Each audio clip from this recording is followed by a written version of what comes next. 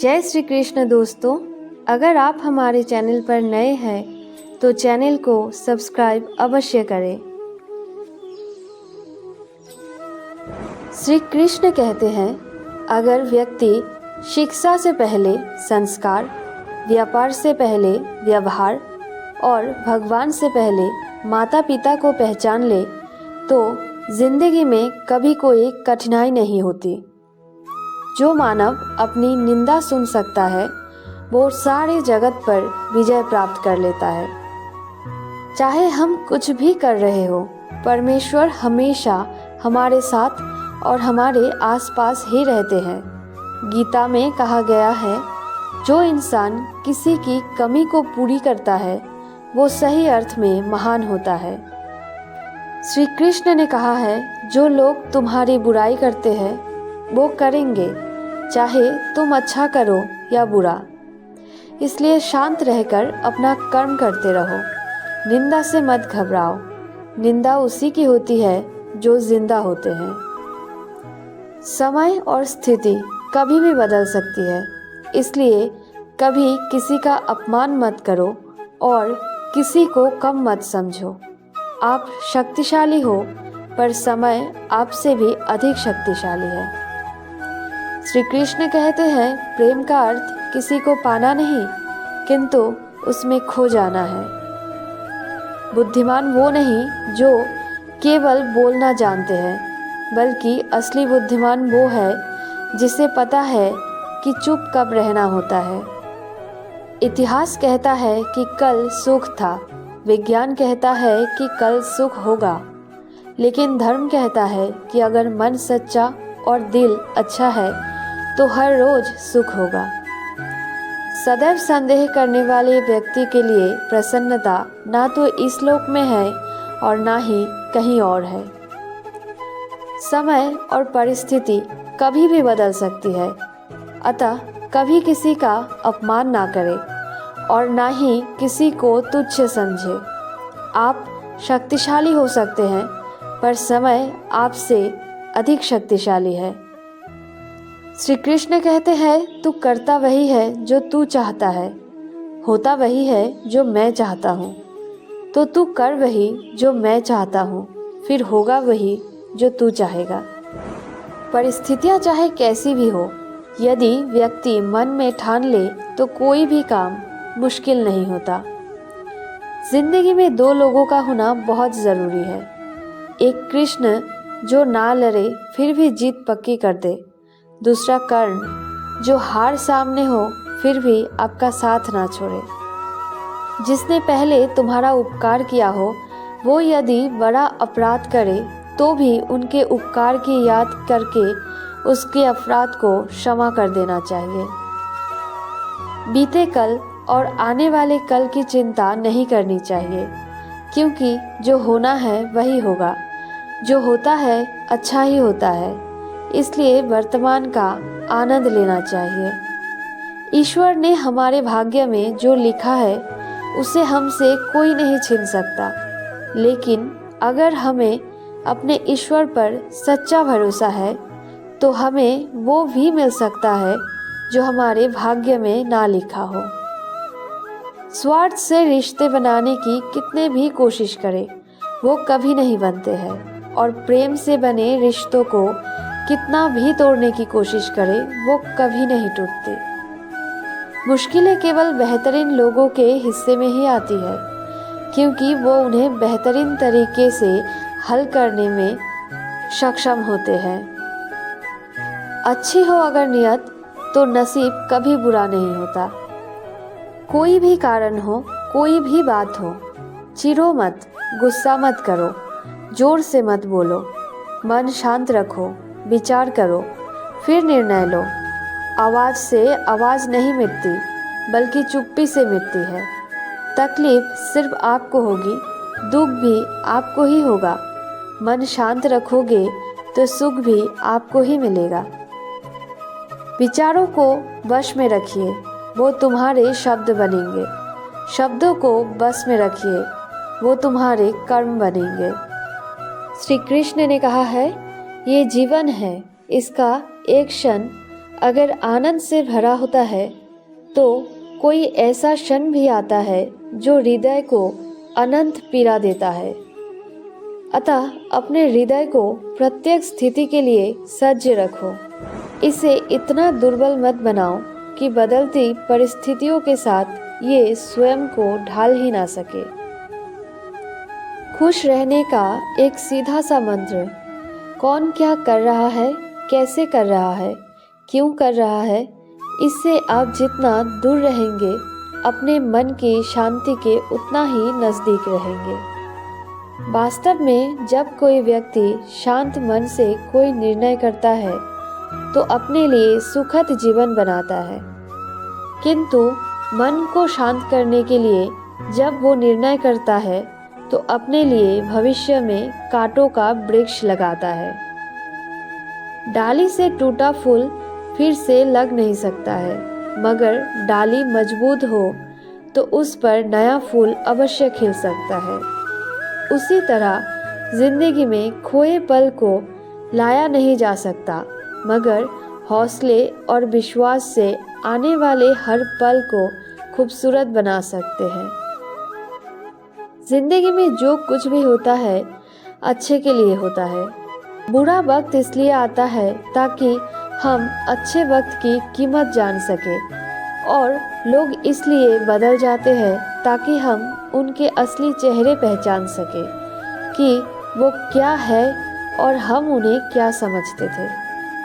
कभी कभी दूसरों के किए कार्य मन को दहला देता है।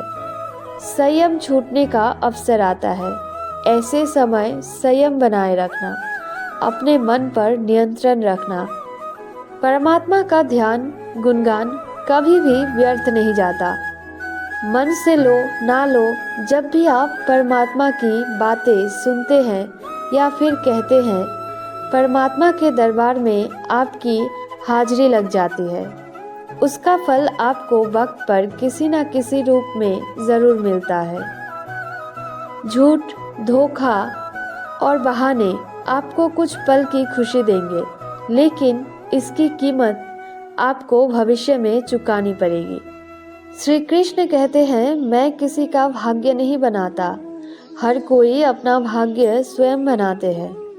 आज आप जो कर रहे हो उसका फल आपको कल प्राप्त होगा, और आज जो आपका भाग्य है वो आपके पहले किए गए कर्मों का ही फल है। प्रेम का वास्तविक अर्थ है सभी मनुष्य और प्रकृति के सभी प्राणी जीव मात्र के प्रति करुणामय होना। समस्याएं आपके कार्य को बाधित नहीं करती, अपितु आपकी कार्य क्षमता और विचार शक्ति को बढ़ा देती है। ऐसे व्यक्ति को संभाल कर रखिए जिसने आपको ये 3 चीज़ें भेंट में दी हो: अपना साथ, समय और समर्पण। चंदन का वृक्ष कट जाने पर भी कुल्हाड़ी की धार को सुभाषित करता है।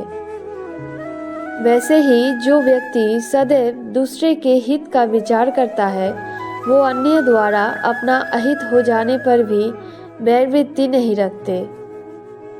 अनुमान गलत हो सकता है, लेकिन अनुभव कभी गलत नहीं हो सकता, क्योंकि अनुमान हमारे मन की कल्पना होती है और अनुभव हमारे जीवन की सीख।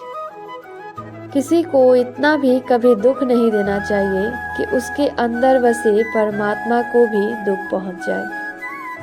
कदर ना करने पर ऊपर वाला छीन ही लेता है, चाहे वो शख्स हो या वक्त।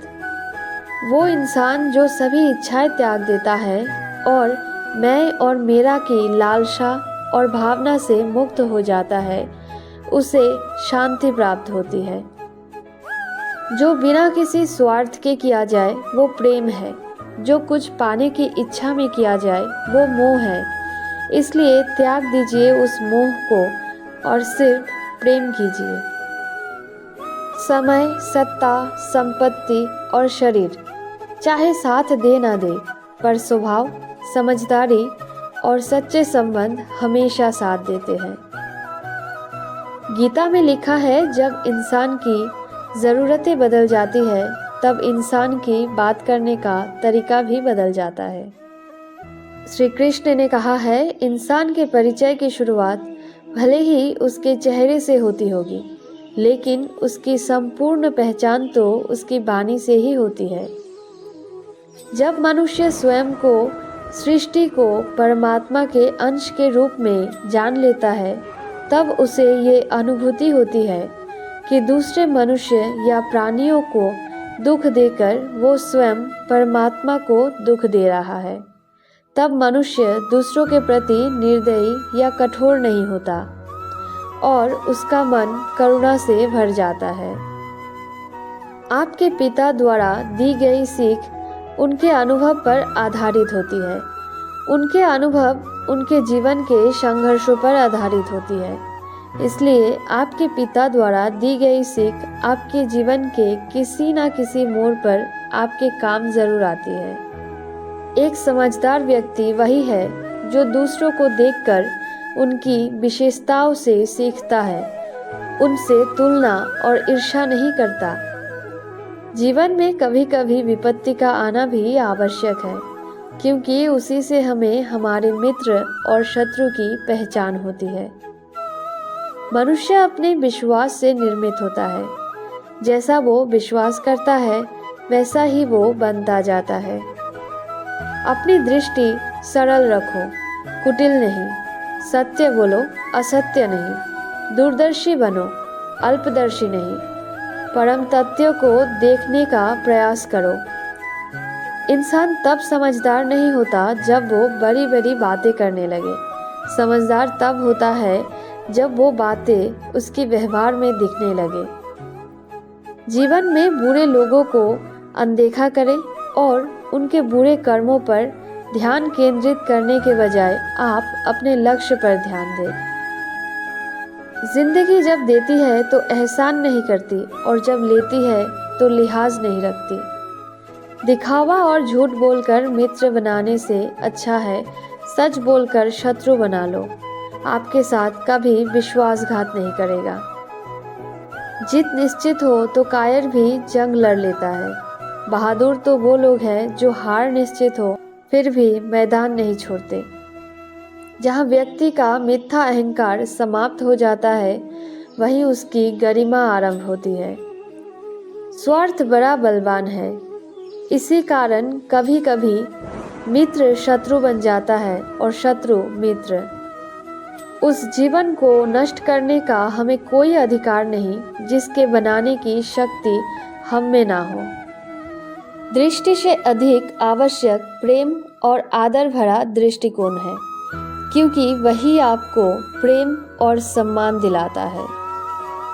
सहायता मांगने वाला इंसान भले ही अपने स्वार्थ के लिए आपको स्मरण किया हो, आप हमेशा अपने परमार्थ को ध्यान में रखकर सबकी सहायता अवश्य करें। भाग्य मनुष्य को प्रकृति प्रदान करती है, जिसे अपने परिश्रम एवं पुरुषार्थ द्वारा सौभाग्य बनाना मनुष्य का ही कर्तव्य है।